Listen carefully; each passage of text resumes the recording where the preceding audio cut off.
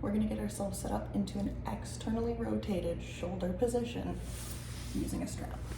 So I'm gonna loop one side of the strap on my hand, the other loop around my foot, and right now we're just gonna try to put any two loops together just to see kind of where our measurements will line up. You will probably have to do some trial and error to figure out which loops or how to tie it in order to get you into this position. In a low quadruped, elbow for right now will start underneath the shoulder and the foot tied around the band as well. At this point, this is our starting point. We're gonna put our other hand, our free hand, around our elbow just to keep it in place. Okay, so that that elbow stays where it is. Then we're gonna use the foot to drive ourselves into some external rotation here.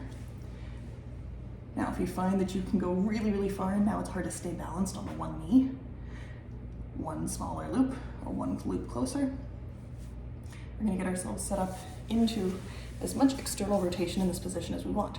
This is where we can manipulate this. If we want more shoulder adduction, our elbow can be closer to the center of our body. If we want more shoulder abduction, it can be further away from the body. If we want more shoulder flexion, we can bring that elbow closer to the top of our head. And if we want less shoulder flexion, we can bring that lower.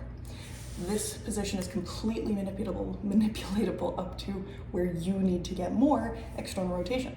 All of these will be external rotation, they're just in different biases. Shoulder flexion bias, less shoulder flexion bias, adduction, abduction. Wherever you have found the spot that you want to be and where you want to train, I'm just going to pick middle. Hold the elbow, rotate into external shoulder by dragging that foot backwards. Hang out here for your 2 minutes. Relax, breathe. Some people like to put a yoga block under their forehead so they can just rest here.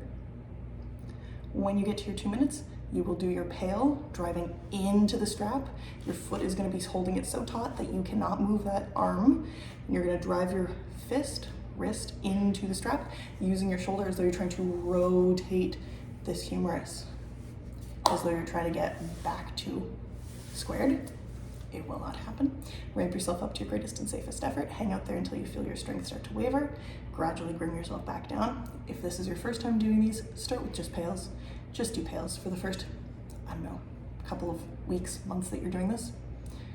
When you are ready, you can add in your rails. Pail right into a rail. Your rail is gonna be you're trying to use your arm to even get more and more and more. You're gonna try to get more external rotation without cheating. Okay, so make sure we're holding on to that elbow so the elbow does not slide anywhere. After you've finished either your pails or your pails and your rails, nice deep relaxed breaths. Hanging out here for another 15-20 seconds.